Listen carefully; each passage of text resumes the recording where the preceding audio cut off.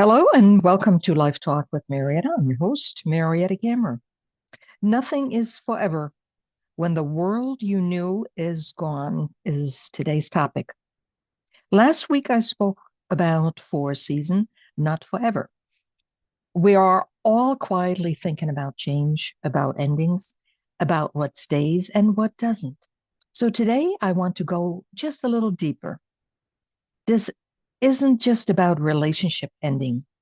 It's about something else. It's about that moment when you return to a place and the world you knew is gone. You drive through your childhood neighborhood. That big tree isn't there anymore. The bakery you loved is now something else. The house looks smaller. The people are different. Even the air feels different. You knew it wouldn't stay the same. You knew it just wouldn't stay the same. And of course you knew. But somewhere inside you expected it to. We know nothing is forever, but if we actually lived that way consciously every day, we could not build a life. So we create a quiet agreement with ourselves. We will act as if it is forever until it isn't. Makes sense. So let's get started. Nothing is forever when the world we knew is gone. And you're tuned into Life Talk with Mariette. And let's start with category one, which is time. When we're living our lives day to day, time does not feel like it's racing. In fact, sometimes it feels like it's standing still.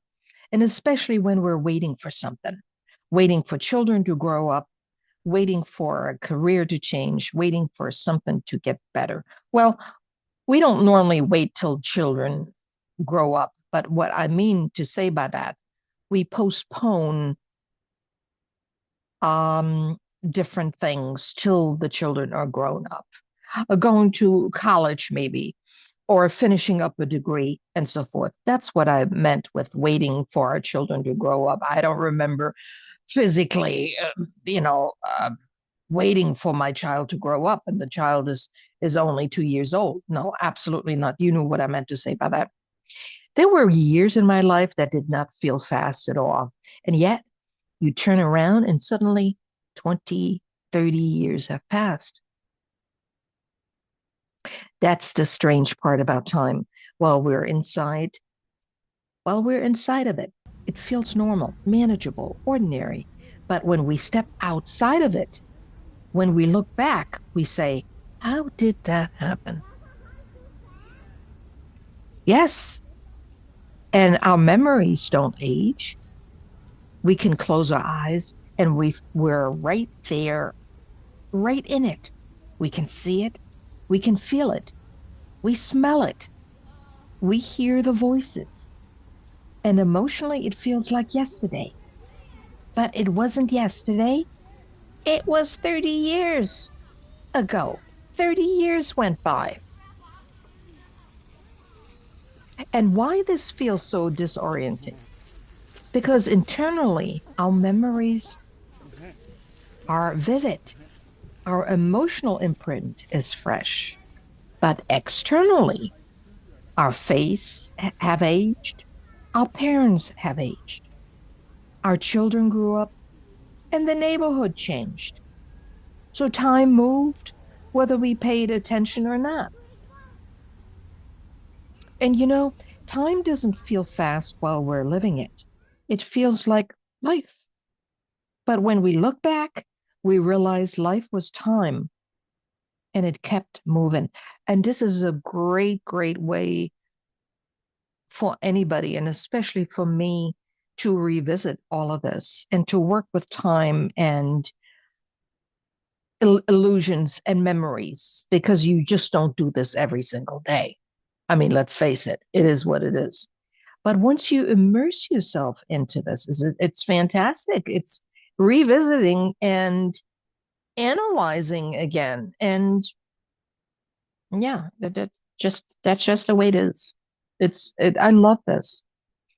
So let's go to memories, category two memories, because time moves forward, but memory doesn't. Memory stays where it was created. Get this, I'll repeat this. Time moves forward, but memory doesn't. Memory stays where it was created.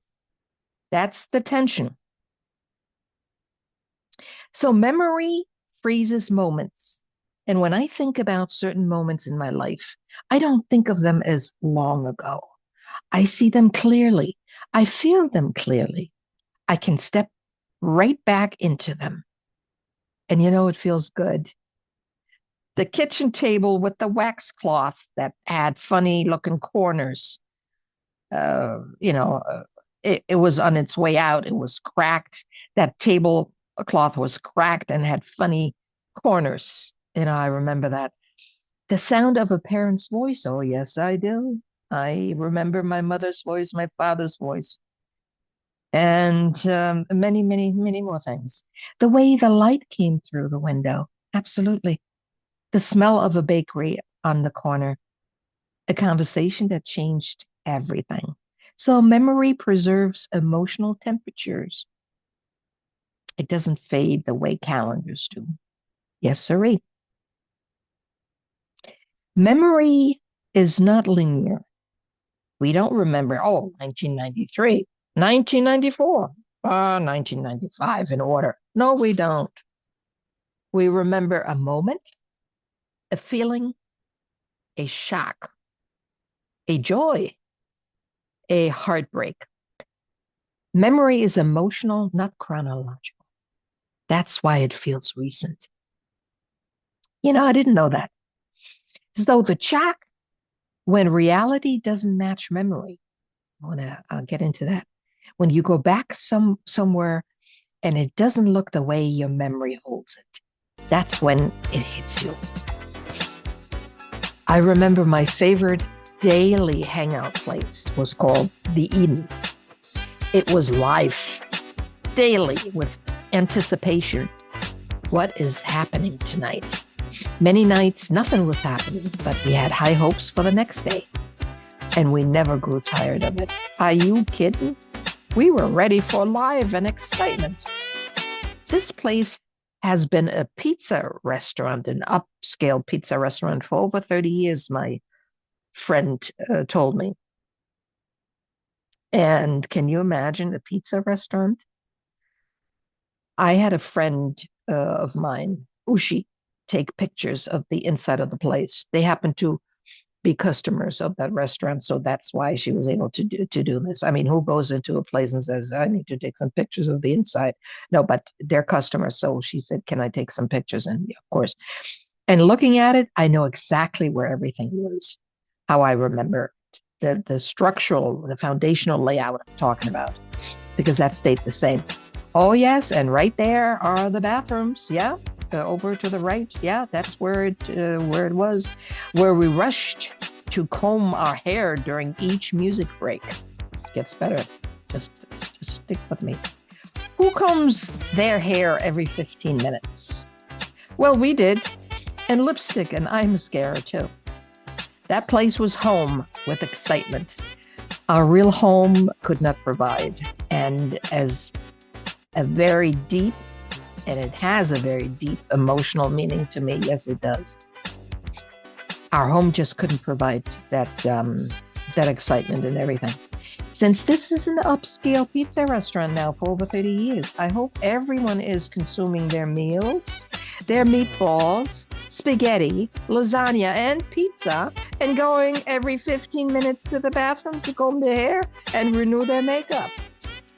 As I was putting this together, I cracked up because this is pretty hilarious. Just thinking it would make a nice sketch, a funny sketch.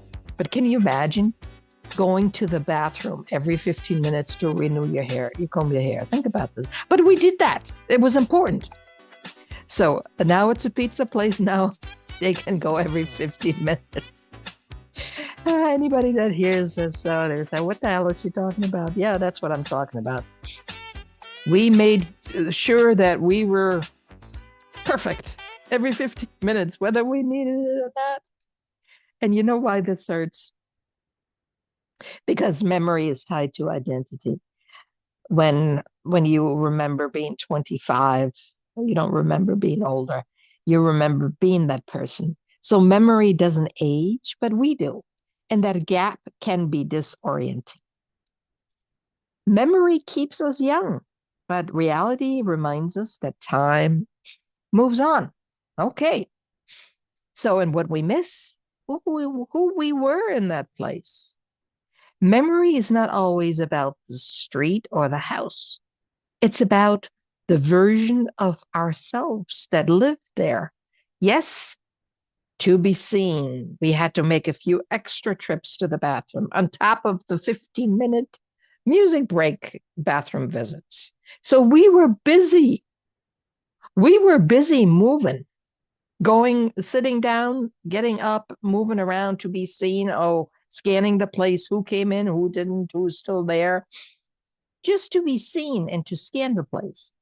I have to laugh today thinking back. It was totally funny. It wasn't funny at the time. It was something that we had to do. But it's funny just thinking back and writing this down and talking about it. But it worked. Hey, you do what works, right? You do what works. What's the sense just sitting there not knowing what's happening in the place? We had to know who came in. We didn't always, people would stand around, and so you weren't always saying who was what. And you would go outside too and to see what was happening in the front. Of course, we scanned the place. So, and I tell you, the dreams we had, oh my God, Mr. Right is coming tonight, and we don't want to miss it. We're not staying home. We're not going straight home from work. No, we're going to our favorite hangout place. So every single night, I say yes, because consistency is key here, right? When you have anticipation, hope, and consistency, and they all work together, something is about to happen, right? Well, we didn't call it that at the time. I call it that now. Anticipation, hope, and consistency. Because that's what was happening with us. That's what was our behavior. And you get what you focus on. I made that little footnote to myself. Yes, it's so true. So we had that anticipation, the hope, and the consistency every single day. We never got tired of it. So the people who surrounded us, since we practically lived in the place Monday through Sunday, I don't remember them having a day off. It might have been. I don't remember. It must have been, because no place can stay open 7 days a week. But I just don't remember. All I remember is going there every day. So, and just think the sense of possibilities, the opportunities we had to meet people compared to sitting at home, watching television or reading. Nothing and nobody was going to knock on our door. No way. And my parents, they went to sleep early evening around 9 o'clock. And we had to watch what my father was watching on TV now. I mean, please. Yeah. So he dictated what everybody watched. And we weren't a big family. It was just my father, my mother, and was me. So he picked the program daily. We didn't have a choice. We had to watch what he watched. And then if he didn't like it, and maybe we like it, he just shut it off and he said, it's time to go to bed. Are you kidding? Who the hell wants to go home like that, to a place like that? And not me, not me. So they went always to bed early because they were early risers too. They had to start work at 6 o'clock a.m., So 9 o'clock, that's a reasonable time for them. But no, that is when life started on the outside and the opportunity, folks. It was unthinkable. I saw my hometown more at night, and especially in the wintertime with beautiful snow. And, we have winter seasons right now. We're going through the winter season right now. We're in the USA on the East Coast. And I remember my beautiful hometown, that my hometown was at that time, back in the 60s, only about 50,000 people. And you really had to go to Frankfurt to make a good living. This was a smaller town, very Catholic town, and it wasn't for me. It was just too small of a town. I didn't feel right. But because I was out every night and snow didn't deter, weather didn't deter, we were always on foot. We were always on foot. And When we did hit a couple of other places on the outskirt of town, we would take a cab and we would be there in no time. But we didn't care about the weather report and the snow. Are you kidding? No. We had the high heels and nylons. We looked the part, not some stupid comfort ski boots and wool socks. I mean, please, who does that? I mean, your legs were frozen just about. They were all red we were frozen, but no nylons and high heels. And when we return and it's gone, we realize something else is gone too. It just changed. It's great memories. No, my hometown was beautiful at night when it snowed. It had just snowed and with the lights, and we always had to have the same route to go home and go through the different parts of town to get to where we lived. We lived on the outskirts of town. And the town was very beautiful with the lights on and the fresh fallen snow. And it was very, very beautiful. I have very fond memories of that. And today we worry about, oh, well, today we drive and oh, the first snowflake comes down. Oh, shouldn't really go out and drive. Hey, how times change. I'm exaggerating a little bit. I still drive. Of course, I drive during the snow, but I'm not foolish. I'm not going with my high heels. I have comfortable snow boots and wool socks and beanies. And when it gets icy, I have to tell you something really quickly. My parents, they were early risers. My father had to start at 6 a.m. and my mother. So after an ice storm, we have many ice storms. They walked. My father couldn't take his bicycle, so they walked to work. And you know what they did? Because everybody's petrified of walking on ice. Everything is iced over, the sidewalks and whatever. They would remember the women used to wear nylons, individual nylons, not pantyhose, but the nylons, right? Well, let me tell you a trick. This is really great.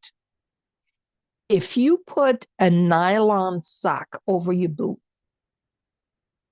you don't have to have individual nylon, but I'm talking about a regular socks, nylon socks. We have now men's socks, women's socks, nylon.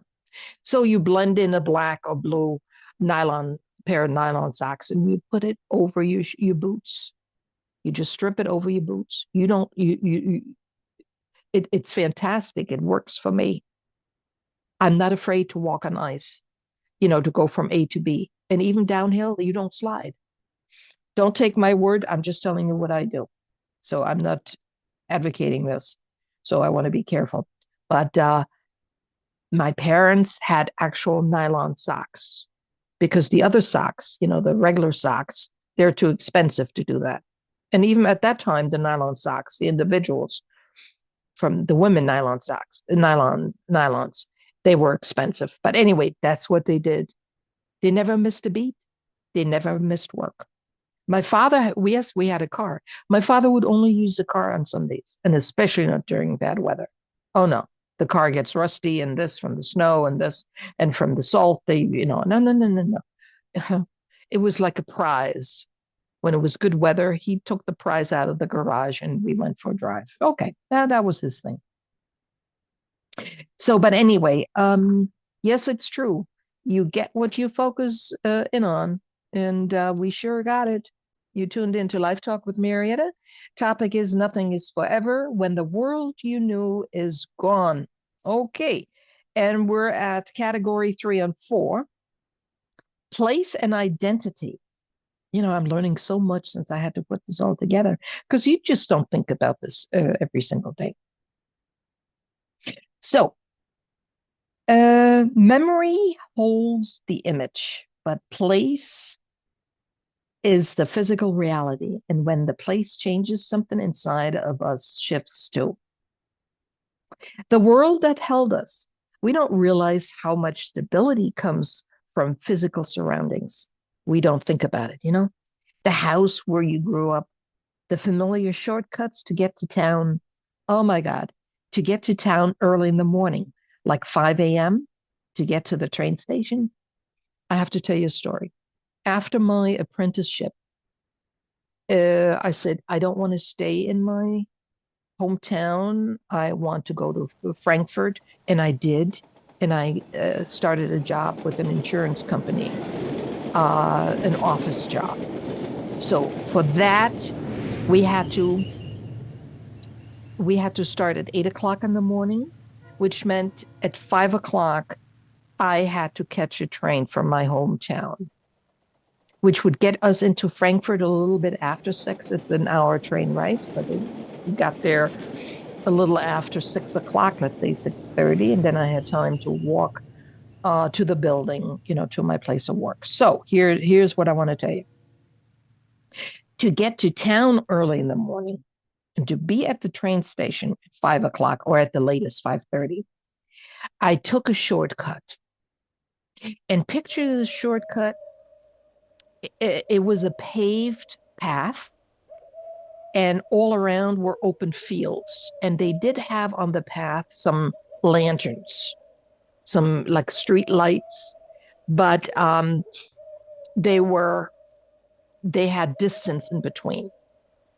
So the whole place wasn't lit up like street lights. It was an occasional light lantern that was there. And to cover, and everything was dark around, you know, open fields and trees and bushes and everything.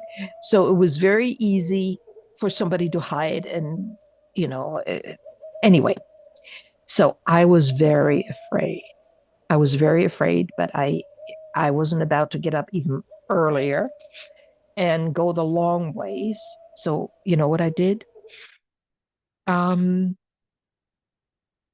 I, in order to cover up my fear, I would actually whistle. So I said, if anybody's sitting behind the bushes, and I started singing very loud. So between letting whoever's sitting behind the bush, letting them know I have no fear, I'm coming with my whistle, and also singing very loud. And my steps were very quick. You better believe it. I don't know how I did it, but I did it. And it was just, let's say, a 7-minute walk through that path till you reach the other side where factory buildings would be, and a regular street again and everything. So it was really like a 7-minute walk that I'm sure I conquered in less than 7 minutes because I sped up, and I would whistle and sing my heart out every morning. But that it worked for me. So anyway, um, it had only sporadic street lights, so it was a very, very dark path, open fields, open spaces. It was scary. Yes, it was, but I did it. So we're talking about places that held us. Um, a bedroom that felt safe. Well, I never felt safe in my bedroom. The kitchen table where conversations happened. The corner store that knew your name. The office you walked into every morning. The restaurant where you celebrated anniversaries. Places become containers of meaning. So we assume they will always be there. Yes, we do. Not consciously, but emotionally. And then one day, the house is sold. The store is gone. The office is renovated beyond recognition. And the restaurant closes. The tree is cut down. You stand there and think, this isn't how I remember it. This isn't how I remember it. Okay. Because it isn't. And it becomes an emotional shock. It's not just disappointment, it's disorientation because the place gave you familiarity, routine, orientation, a sense of belonging. And I'll repeat that because it's so true. The place gave us familiarity, routine, orientation, and a sense of belonging. Yes, sirree. When that changes, you feel slightly unanchored, even if your current life is stable. It's all true. I never thought of this. But here, let me dive into the identity, who you were then. Now, we don't just lose a place, we lose the version of ourselves that existed there. Remember, I told you about the Eden every night? We saw opportunities, possibilities. Life was happening, fun, happiness, anticipation. Well, did I lose that version of myself? Maybe I have, and maybe it's now steered in different directions. But I am telling you, if I really lay it out again, I don't have anticipation inside of me now going to local place and looking for opportunities. No, it's not that way anymore. No. Um, because I have lived a stretch of my life. I have lived different episodes in my life. This was at the beginning of my life when I didn't know what it's like to fall in love, to have a partner, or to fall out of love, or to be acknowledged by the opposite sex. We had no life experience. So everything was, just different. You just put it all in one bowl. What I do have, I don't miss, do I miss part of that? That's another show. I want to answer this honestly to myself, first of all. And I will share it with you, but I just don't know that right this minute. Now, in the house that I lived in, my parents' house, I was a daughter, a young woman, a newly married wife, a mother with small children. And in the office, you were ambitious, building something, important in certain ways. Well, I wasn't. I was an apprentice, learning shorthand and typing at the time, and go for coffee, go for this, go for that. I was a gopher, a certified gopher apprentice, right? And in the neighborhood, you were known, recognized, part of something. When these places change, the mirror changes. You don't see that person anymore. Well, let me say something. I don't agree with this. I remember in the house I grew up in, and I get to that after this segment.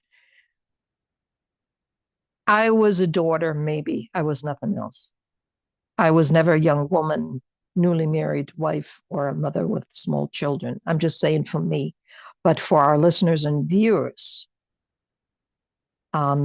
you were a daughter, a young woman, newly married wife, and a mother with small children. So we're talking about identity, who we were then and there.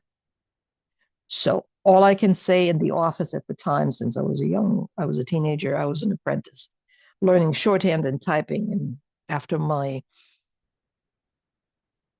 2 years of apprenticeship, I started the work in the office in Frankfurt, Germany, at insurance place. So, okay. Well, in the neighborhood, well, I don't know if I was known or recognized a part of something. I don't think so, because everybody kept to themselves and we lived on the outskirts of town.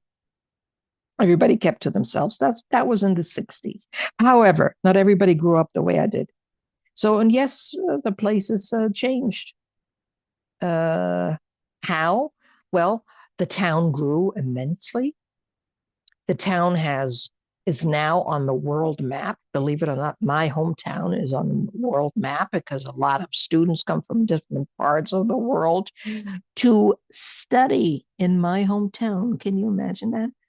Yes. And so what was on the outskirts at that time in the 60s is now it's just part of the town. It just moved into it's part of the center of town.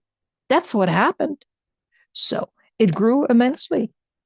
Um, I don't want to get into that now, maybe at some other time, but I left my hometown in 1967. I was 17 years of age, and I could not visualize that I would stay in my hometown. As I said, job wise, I already moved to Frankfurt, commuting every day by train from and to work. And I could not see my life spending in a small town like that. Absolutely not. And I left there to come to the US when I was 17. And all my work life has been here in the United States. And I started in accounting and management for 17, no, excuse me, accounting and management for 14 years. And then I went into the insurance, investment, and mortgage business, and I stayed in that business for 18 years.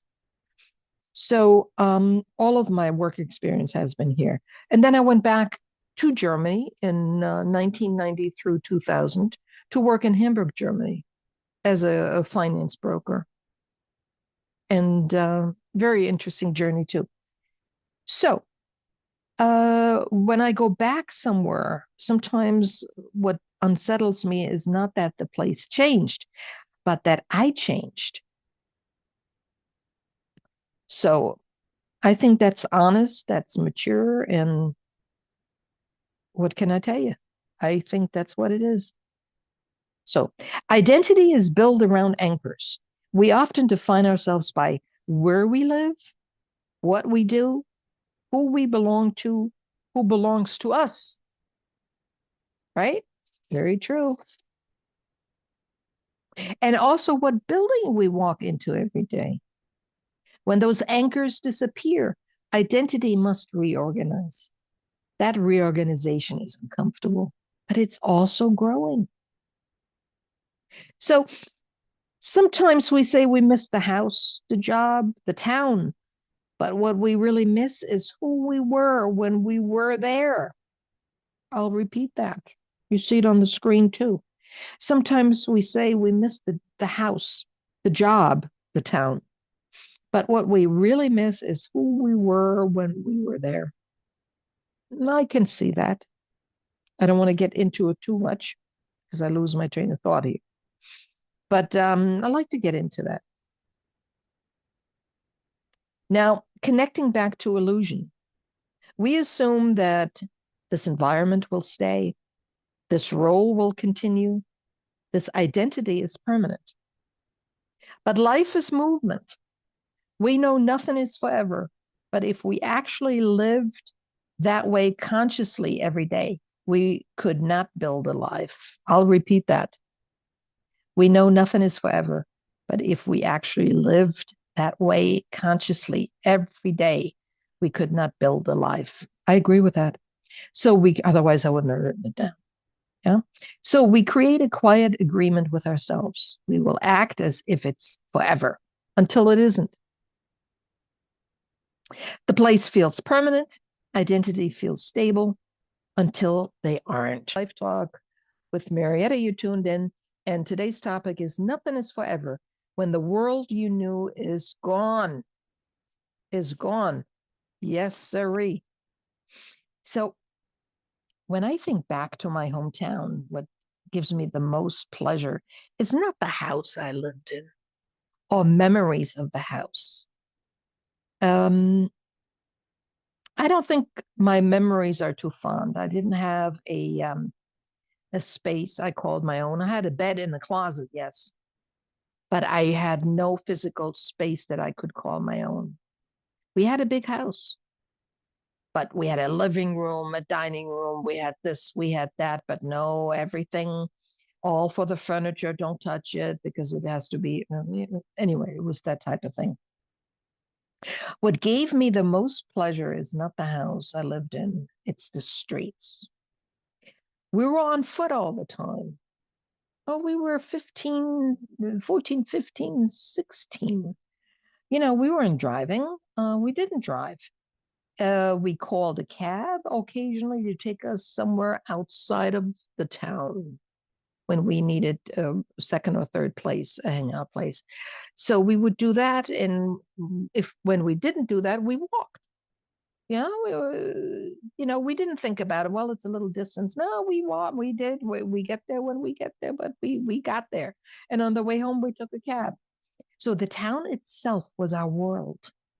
I still carry a map of it in my head, and I love that. I can see the different routes I used to take, walking to work, leaving work, and heading toward our favorite hangout place instead of going straight home. No, no, sir, Reed, we're not going home. There was nothing happening at home. 7 days a week, nothing was happening. Parents always worked. They were hard workers.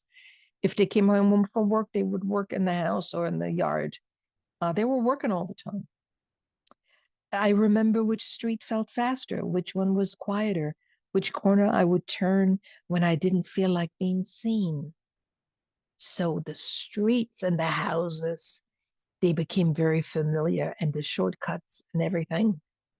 And depending on if we walked by ourselves, if I walked by myself, or with a friend, a girlfriend coming home from um, being out, or somebody walked me home.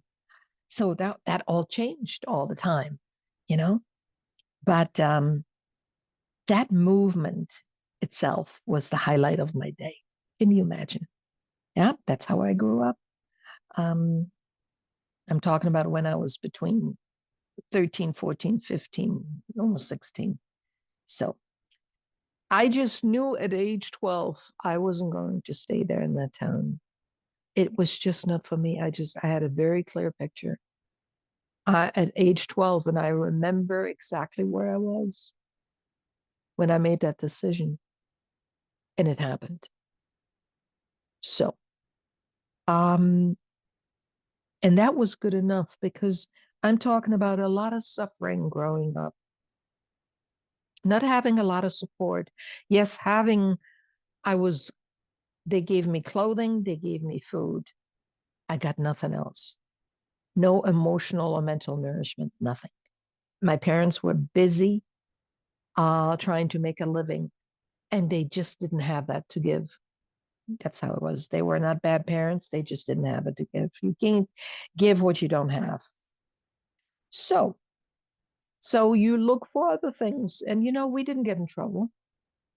We didn't get in trouble. We had good, clean fun and did what everybody else is doing. But not going home. Going home was horrible for me. The streets felt alive in my mind. Not that was a lot of traffic. No, to the contrary.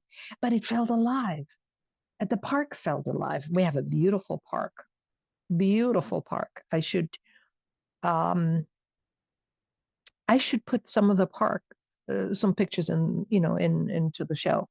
Beautiful park. The places where we gathered felt alive.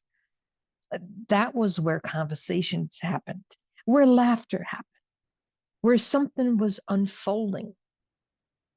There was air there, air. There were possibilities there. And at home, it felt like a mausoleum. Are you kidding? The mausoleum. The house I lived in was big, but big doesn't mean warm. Sometimes I say lived there, but even that feels exaggerated. I was tolerated. I had very little space. I said that before.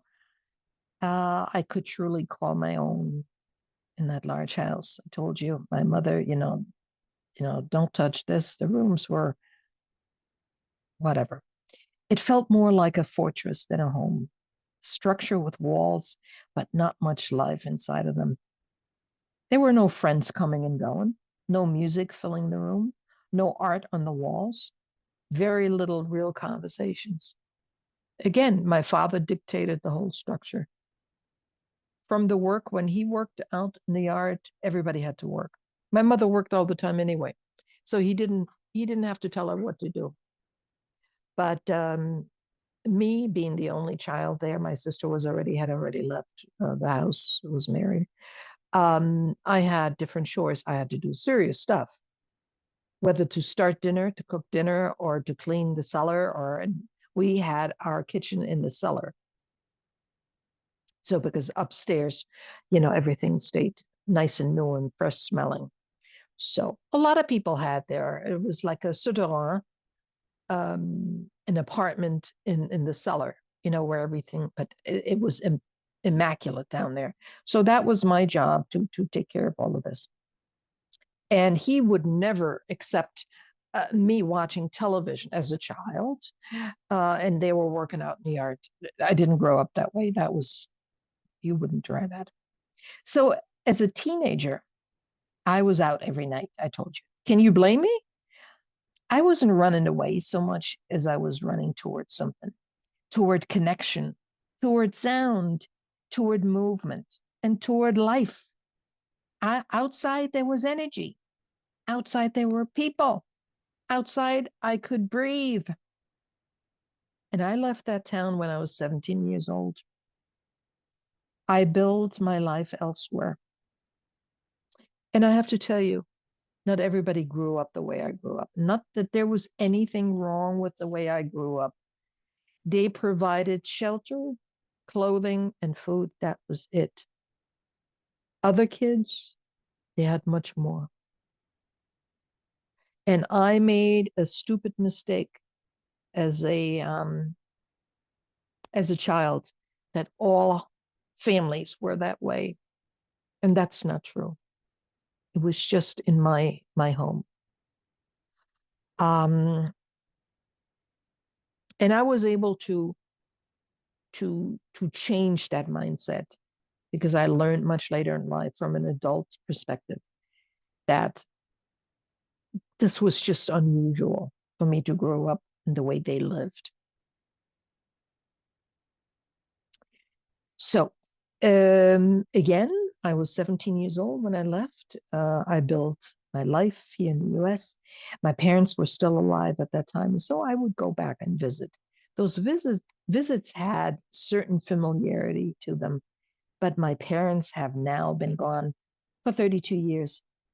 So time has moved on in ways that are undeniable. You know, the house is still standing, but it's no longer, well, it doesn't belong to my parents anymore. It's belongs to my niece, my sister's daughter. And so she's my cousin. They rebuilt parts of it, so it doesn't even look like the place I knew. And strangely, that doesn't move me. It feels like an empty shell. I have absolutely no ties to it, none. I don't have happy memories in that house. And I would have never returned to my hometown just because I inherited the house. Absolutely not. I wouldn't want it because as a child, it didn't give me what I needed. It didn't give me comfort. It was a place to sleep and a place to eat and a place to start out. And but the streets and the town itself, I have ties to very much. The streets, the school, the park, and the routes I walked, the version of myself that existed there between the ages of childhood and 17. So I actually have 17 years of memory stored inside of me. 17 years, and they are mine. The buildings can change, the house can change, it can be renovated beyond recognition. Ownership can shift, walls can be painted over, but those 17 years live inside of me, untouched. They live inside of me untouched. They don't belong to anyone else. They don't depend on who owns the property now. When I think about nothing is forever, when the world you knew is gone, I realize something important. The physical world may change, but the inner landscape we carry remains. The house may mean nothing to me now, but the streets still do. The town still does. And the memories still do. And do you know, mentally, I can walk these streets up and down and sideways and all around the town and different places, and I will find happy memories. Very, very happy memories. And that's good enough for me. So those years shaped me. They gave me independence. They taught me how to find life where life was happening. They taught me how to create space for myself, even when space wasn't freely given.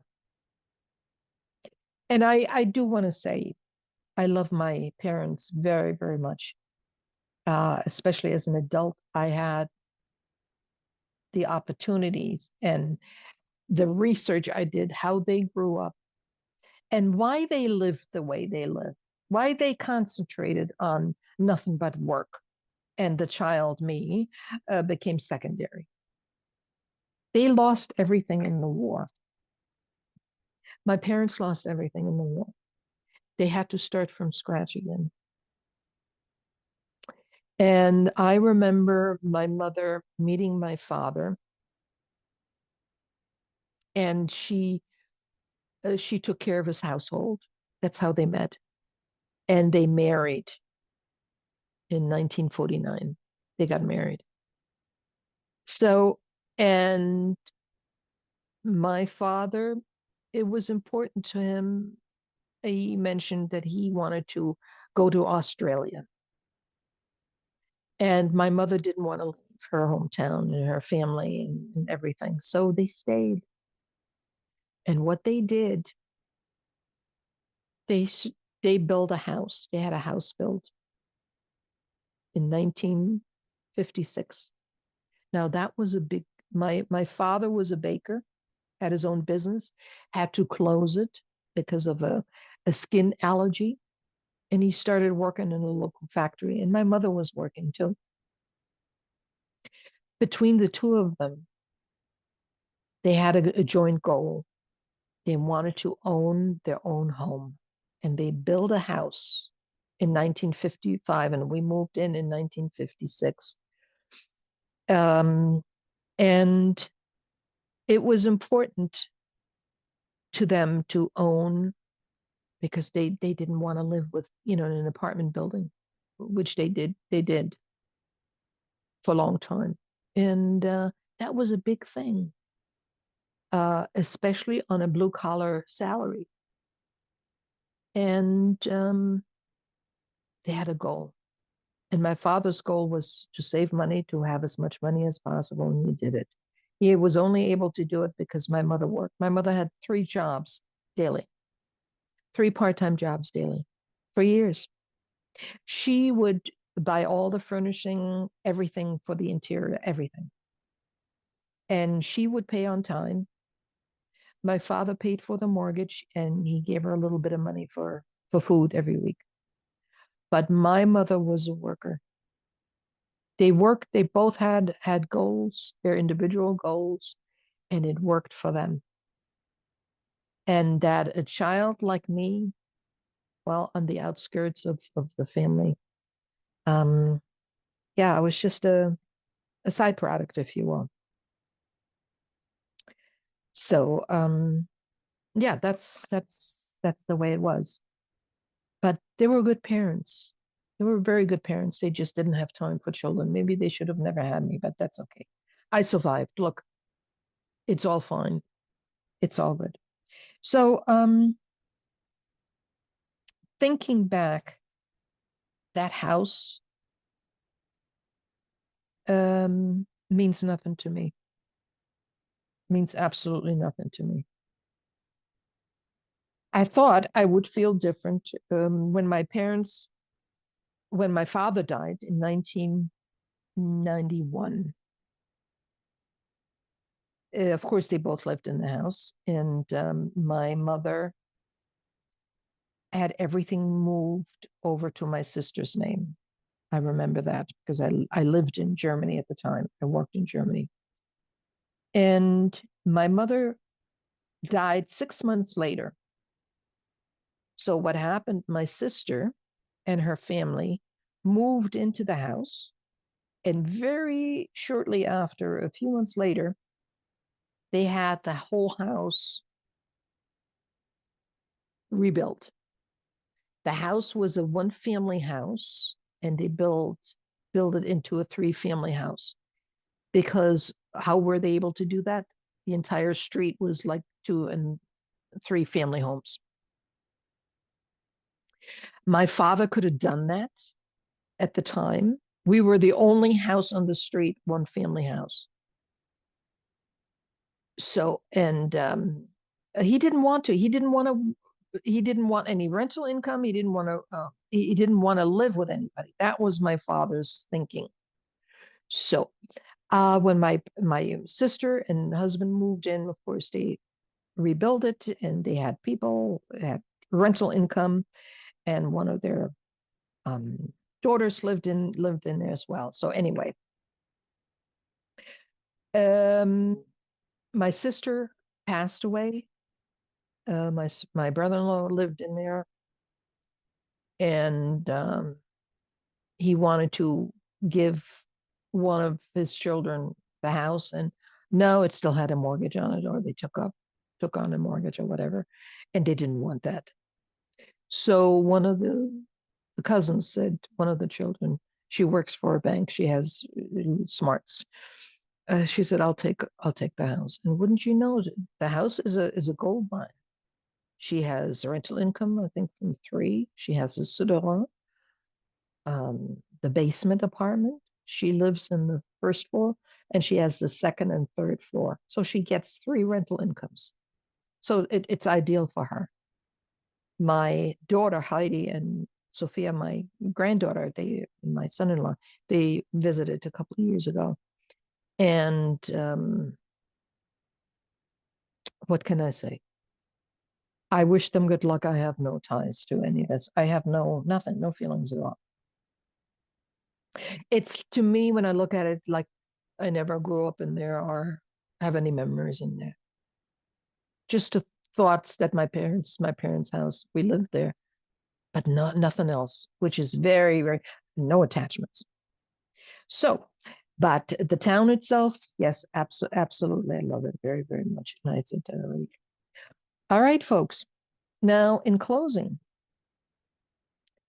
when I think about it now, I realize something very simple. The house can change, the owners can change. The walls can be rebuilt and look nothing like they did before. We know that. But that part no longer belongs to me. But the streets I walked, the park benches I sat on, the routes I took to find air and connection, those are still mine. The 17 years I lived there, I stored inside of me. They shaped me. They strengthened me.